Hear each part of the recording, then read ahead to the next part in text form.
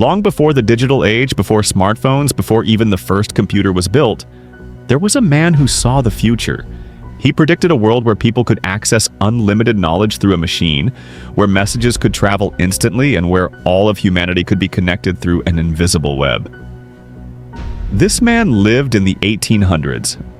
His name? Paul Otlet. And chances are you've never heard of him.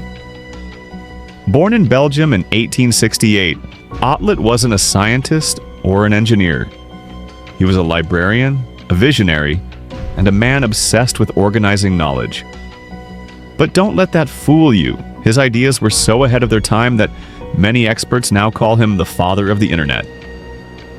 In an era when books were still copied by hand in some parts of the world, Otlet dreamed of something extraordinary, a global network of information, where any person, anywhere in the world, could instantly find facts, images, and ideas just by making a request.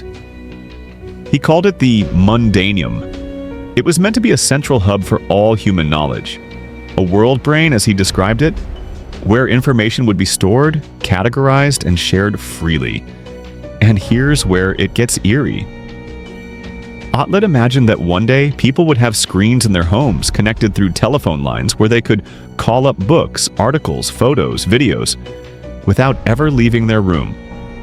This was the early 1900s.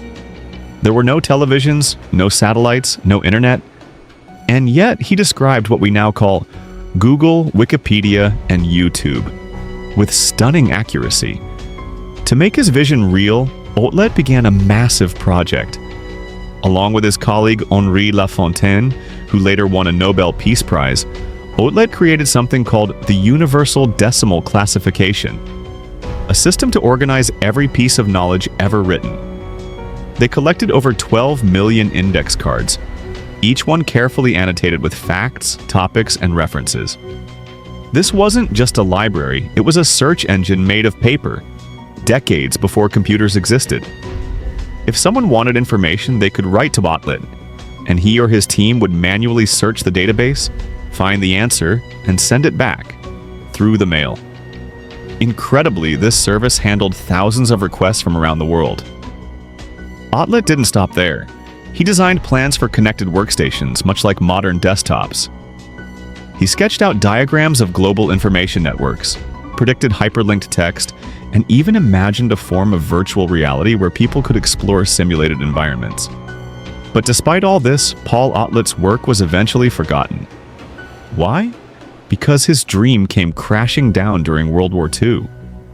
When the Nazis invaded Belgium, they saw his Mundaneum as useless and dangerous. They destroyed most of the archives, burned the documents, and shut down his project. Otlet died in 1944, heartbroken, with most of his life's work lost to history. It wasn't until decades later, in the 1990s, that scholars rediscovered his writings and realized just how far ahead of his time he truly was. In a strange twist, many of the things Otlet imagined came to life. Just not the way he expected. The internet, databases, search engines, video calls, online libraries, all exist now, just as he dreamed. But instead of crediting Paul Otlet, we remember names like Tim Berners-Lee, Vannevar Bush, or Alan Turing. Otlet's name is rarely mentioned in textbooks. His photos are almost non-existent.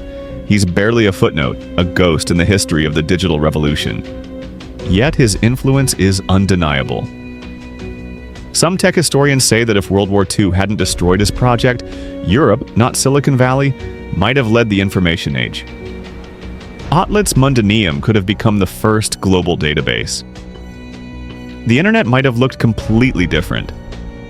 Today, a small museum in Mons, Belgium, holds the remnants of Otlet's dream. A quiet place filled with dusty cards and forgotten visions. But Paul Otlet's story is more than just a history lesson. It's a powerful reminder. A reminder that great ideas often come before the world is ready for them. That visionaries are sometimes buried by time, war, or indifference. And that the future we live in today was once imagined by a man with nothing more than paper, ink, and an unstoppable dream. So the next time you search something online, remember this forgotten pioneer. Because while others built the machines, Paul Otlet imagined the world they would create.